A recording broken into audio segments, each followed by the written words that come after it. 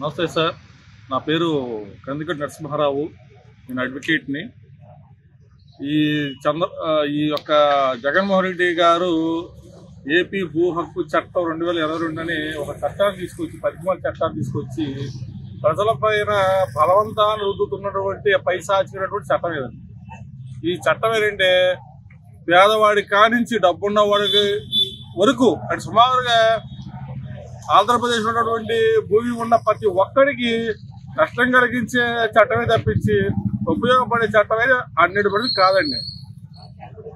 అది అంతేకాకుండా ఈ జగన్మోహన్ రెడ్డి గారు తన పట్టిన కుందేటి మూడేకాలలాగా 32 రోజులు బట్టి ఈ దీక్షని బెజవాడ భారవక్షులు వారు 32 రోజులు బట్టి ఈ దీక్ష నిర్వహిస్తున్నారు.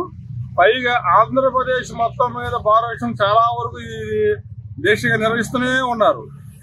ఇప్పటి వరకు తనకి ఏమి పట్టినట్టుగా వ్యవహరిస్తడం అనేది అది కరెక్ట్ కాదండి. కాబట్టి మేము తీవ్రంగా ఖండిస్తూనే ఉన్నాము. పైగా హైకోర్టులో కూడా దీని నిమిత్తం కూడా పిల్లి వేయడం కూడా జరిగింది. ఆల్రెడీ అవి వాయిదాలు రేపు 7వ తారీఖు ఉన్నాయి. అయినా సరే ఈ జగన్మోహన్ రెడ్డి గారికి ఏవీ పట్టినట్టుగా ఉండడం అది కరెక్ట్ కాదు. సో అంతేకాదండి, త్వరలోనే మేము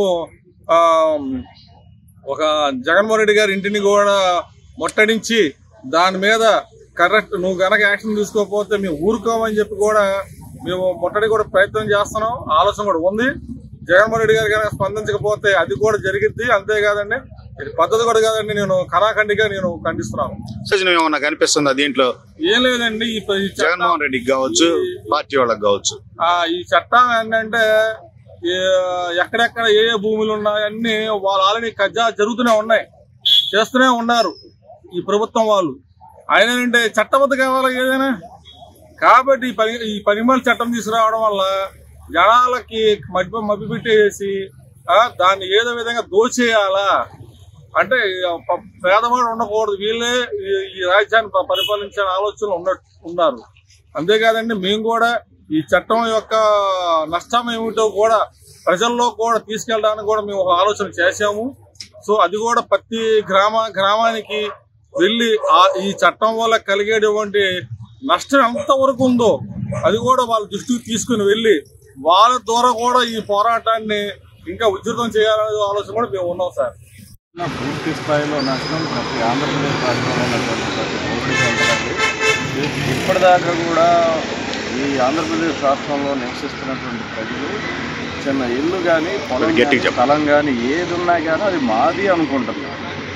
ఇప్పటిదాకా తాతలు, తండ్రులు, కొడుకులు, ముత్తాతలు వంశపారంపర్యంగా వచ్చినటువంటి ఆస్తి ఈ చట్టం వచ్చిన తర్వాత నీదా కాదా, ఎక్కడిది, ఎందుకు వచ్చింది, ఎట్లా వచ్చింది, ఎప్పుడు వచ్చింది, ఎలా వచ్చింది అనేటువంటి అంశాలను నువ్వెళ్ళు ఒక్కసారి నిరూపించుకోవాలి. అంటే ఒక దౌర్భాగ్యమైనటువంటి పరిస్థితి ఏంటంటే ఇప్పుడు ప్రతి ఆస్తికి కూడా ఒక శీల పరీక్ష జరుగుతుంది. ఈ ఆస్తి నాది, ఇది క్లియర్గానే ఉంది, దీని మీద ఏం వివాదాలు లేవు, కేసులు లేవు, తగాదాలు లేవు అని నీ ఆస్తిని నువ్వు వెళ్ళి మళ్ళీ ఒకసారి నేనంతా నా ఆస్తి అంతా చాలా క్లియర్గా ఉంది, అంతా నేను పాతివ్రత్యాన్ని డాక్యుమెంట్ ఆస్తికి ఒక శీల పరీక్ష జరుగుతుంది. ఇది ఎంత దుర్మార్గం అంటే ఇది భారత రాజ్యాంగం ఇచ్చినటువంటి హక్కులన్నింటిని కూడా కాలరాస్తూ ఆస్తిని మళ్ళీ ఒకసారి ప్రభుత్వం నియమించిన అధికారి వద్దకి ల్యాండ్ టైటిలింగ్ ఆఫీసర్ దగ్గరికి వెళ్ళి నమోదు చేయొచ్చు. సరే, నమోదు చేయించుకున్నంత వరకు పర్లేదు. ఈ నమోదు చేయించుకున్నటువంటి ఆస్తి మీద ఎవరికైనా ఎటువంటి అభ్యంతరాలు ఉంటే మీరు రండి అని చెప్పేసి సెక్షన్ 7లో కాన్ఫర్ చేస్తారు. అంటే ఇప్పుడు దాకా వివాదాలు లేనటువంటి ఆంధ్రప్రదేశ్ రాష్ట్రంలో ఆస్తులు ఈ యాక్ట్లో సెక్షన్ 7 ప్రకారం ప్రతి ఆస్తి కూడా వివాదం ఉంది. ఇది రాజకీయ కక్షలు ఎవరికైనా ఉంటే ఊరికే వివాదంగా ఒక కాగితం కనుక ల్యాండ్ టైటిలింగ్ ఆఫీసర్ దగ్గర పడేశారు, ఆయన చూసి సరే విచారించడమే ఉండదు. ముందుగా ఎవరైనా ఒక ఆస్తి మీద ఒక పిటిషన్ రాస్తే ఆ ఆస్తిని తీసుకెళ్లి వివాదాల రిజిస్టర్లో రాయాలి. ఒక్కసారి వివాదాల రిజిస్టర్లో రాస్తే ఆ ఆస్తి సకారం పడిపోతుంది. దాన్ని వివాదాల రిజిస్టర్లో రాసినటువంటి ఆస్తిని ఎటువంటి న్యాయ పరిజ్ఞానం లేనటువంటి ఒక ల్యాండ్ టైటిలింగ్ అప్పులేట్ అథారిటీ అనే ఒక న్యాయ వ్యవస్థను డాక్టర్ బాబాసాహెబ్ అంబేద్కర్ ఈ రాజ్యాంగంలో ప్రతిపాదించినటువంటి స్వయం ప్రతిపత్తి కలిగిన న్యాయ వ్యవస్థ కాదని ఒక రెవెన్యూ అధికారులతో ఆంధ్రప్రదేశ్ రాష్ట్రం అంబేద్కర్ గారు సరిగ్గా రాయటం రాలేదనే ఉద్దేశం అయ్యి ఉండొచ్చు మేబీ. లేదంటే ఎవడు కూడా ఇంతటి దుస్సాహసానికి ఆంధ్రప్రదేశ్లో ఎవరు ఈ దేశంలోనే ఎవరు పాల్పడలేదు. ఓ స్వతంత్ర ప్రతిపత్తి కలిగినటువంటి న్యాయ వ్యవస్థను ఈరోజు కాదని ఈ ఆంధ్రప్రదేశ్ రాష్ట్ర ప్రభుత్వం ఒక న్యాయ వ్యవస్థను ఏర్పాటు చేస్తుంది. అందుట్లో ప్రామాణికం ఏంటయ్యా అంటే వాళ్ళకి ఎవరికి చట్టం చదవ అక్కర్లేదు, న్యాయ పరిజ్ఞానం చదవలసిన పని లేదు. ఇప్పటిదాకా భారతదేశంలో అమలవుతున్నటువంటి ఆస్తి చట్టాలు ఏమి ఒక అథారిటీస్ లో అమలు కావు. అంటే పిచ్చోడి చేతిలో ఒక రాయి పెట్టి ఈ ప్రజలు ధనమాన ప్రాణ విలాసాలతో కూర్చుకొట్టుకునేటువంటి ఆస్తిని ఏమి చట్టం తెలవనటువంటి వాడి దగ్గరికి తీసుకెళ్లి వివాదాలు మొత్తం కూడా భూమి మీద టైటిల్ పరిష్కరిస్తారు. ఇదంతా దుర్మార్గం. అంటే వివాదాలు అప్పుడు అక్కడ లేని వివాదాలేమో ఆహ్వానించి ఆ వివాదాలను ఆహ్వానించేదాన్ని ఒక కోర్టు పెడతారు. ఆ కోర్టు లాంటి వ్యవస్థలో ఎవరికి చట్టం తెలవదు, వాళ్ళు దీనికి ఓనర్ ఎవరో డిసైడ్ చేస్తారు. ఇది చాలా దుర్మార్గం అయ్యా. ఎవరికైనా ఇద్దరు వ్యక్తులకి ఆస్తికి సంబంధించిన వివాదం వస్తే మీరు వెళ్ళి న్యాయ పరిజ్ఞానం కలిగినటువంటి సంపూర్ణ న్యాయ వ్యవస్థ కోర్టులకు పోయి వెళ్ళి వివాదాలు పరిష్కరించారు. ఈ ఆంధ్రప్రదేశ్ ప్రభుత్వం చట్టంతో పని లేకుండా చట్ట పరిజ్ఞానం లేనటువంటి ఒక అధికారి దగ్గరికి వెళ్ళి విలువైన ఆస్తుల గురించినటువంటి టైటిల్ నిర్ధారించడం అంటే ఇది ప్రజల ఆస్తులతో కబడ్డీ ఆడుకుంటూ ఉంది.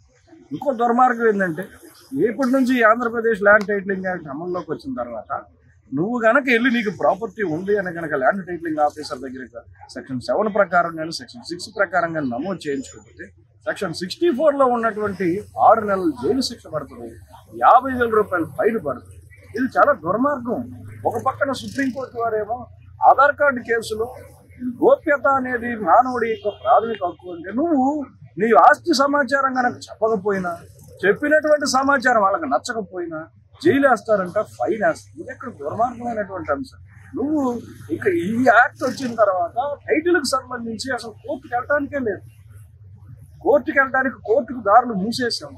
ఈ ప్రజల్ని హైకోర్టుకి కేవలం రివిజన్ ఇచ్చి అప్పీల్ ఇవ్వలేదు. అంటే ఒక న్యాయ పరిజ్ఞానం లేని రెవెన్యూ అధికారి కనుక ఒక ఆర్డర్స్ ఇస్తే ఇక ఆర్డర్ కంక్లూజివ్ ఫైనల్. ఏంటి దుర్మార్గం? అంటే ఈ న్యాయ వ్యవస్థను మీరు ఏం చేద్దాం అనుకుంటున్నారు? అంటే ఈ న్యాయ వ్యవస్థ ఈ రాజకీయ నాయకుల యొక్క భర్తం పడుతుందని వీళ్ళు ఒక దుర్మార్గమైనటువంటి ఆలోచనకు వచ్చారు. ఈ వ్యవస్థ ఉండకూడదు, ప్రజలు కోర్టుకు వెళ్ళకూడదు, ప్రభుత్వం మీద వెళ్తారు. ప్రజలు ఎవరి మీద వెళ్తారు? వ్యక్తుల మీద కాదు. ఇప్పుడు లేదు. ఈ ఆంధ్రప్రదేశ్ రాష్ట్రంలో ఈ దేశంలో ప్రధానమైన లిటిగెంట్ ఎవరైతే కోర్టులు.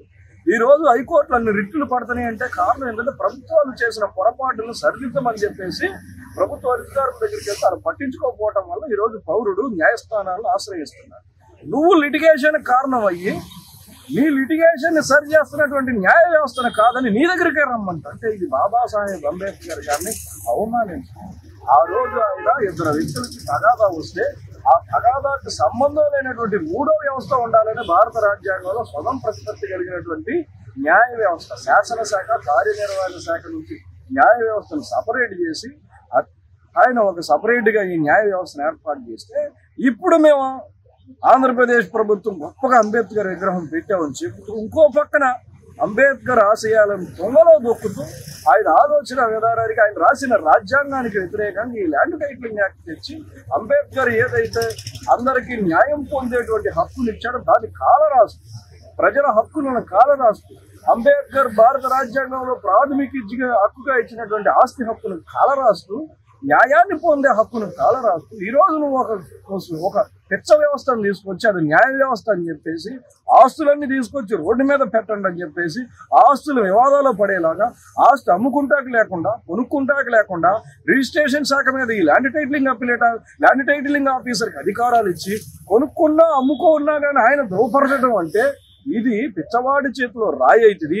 అధికార పార్టీకి అనుకూలంగా ఉండేవాడు మాత్రమే ఈ ఆంధ్రప్రదేశ్ రాష్ట్రంలో భూమి మీద వ్యవహారాలు చేయగలుగుతారు. కానీ అధికార పార్టీని ధిక్కరించిన వాళ్ళు కానీ అధికారంలో ఉండే పార్టీని వ్యతిరేకించిన వాళ్ళు కానీ అధికార పార్టీకి వ్యతిరేకంగా మాట్లాడిన వాళ్ళ వల్ల ఆస్తి అన్యాక్రాంతమయ్యేటువంటి అవకాశం పూర్తిగా ప్రజల యొక్క ఆస్తుల నిర్వహణ బాధ్యత ప్రజల నుంచి ప్రభుత్వం చేతిలోకి వెళ్ళిపోయేటువంటి దుర్మార్గంగా ఉంది. కాబట్టి ఈ చట్టాన్ని ఇది న్యాయవాదులకు సంబంధించింది కాదండి. ఇది ఆంధ్రప్రదేశ్ రాష్ట్రంలో ప్రతి పౌరుడు ఇప్పటి నుంచి ఇల్లు అద్దెకించుకోవాలన్నా అద్దె అగ్రిమెంట్ ఏది కూడా నువ్వు ల్యాండ్ టైటిలింగ్ ఆఫీసర్ దగ్గరికి వెళ్ళి ధృవపరచుకోవాలి.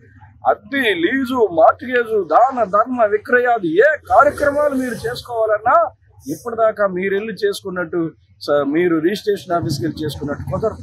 చేసుకున్న దాన్ని కూడా ఈ ల్యాండ్ టైటిలింగ్ ఆఫీసర్ మరొకసారి ద్రోవపరచాలి. ఇది దుర్మార్గం అయ్యా. ప్రజల ఆస్తులతో నువ్వు ఆడుకుంటావు, ప్రజల హక్కులతో ఆడుకుంటావు, న్యాయస్థానాలతోటి మీరు చెలగాటం ఆడుతున్నారు. ఇక్కడ ఆంధ్రప్రదేశ్ రాష్ట్రంలో ఈ ల్యాండ్ టైటిలింగ్ యాక్ట్ ద్వారా భారత రాజ్యాంగానికి తూట్లు పొడుస్తున్నాయి అని చెప్పేసి ప్రజలకు జరగబోయే నష్టాన్ని వివరిస్తూ ఈ యాక్ట్ చాలా లోపభూయిష్టంగా ఉంది. ఈ యాక్ట్ రాజ్యాంగ స్ఫూర్తికి వ్యతిరేకంగా ఉంది. ఈ యాక్ట్ భారత రాజ్యాంగ మౌలిక స్వరూప సిద్ధాంతానికి వ్యతిరేకంగా ఉందని చెప్పేసి మా న్యాయవాదులం ఆ రోజు ఎట్లాగైతే కేశవానంద భారతి కేసులో భారత రాజ్యాంగాన్ని రక్షించినటువంటి మా కేఎం నంబియార్ గారు, నాని ఫాల్కీవాలా, సోలి సొలాబ్జీ యొక్క పోరాటాన్ని పొరిగిపుచ్చుకున్నటువంటి నేను ఆ రోజు భారత రాజ్యాంగానికంటే ముందు కూడా ఈ అనగారిన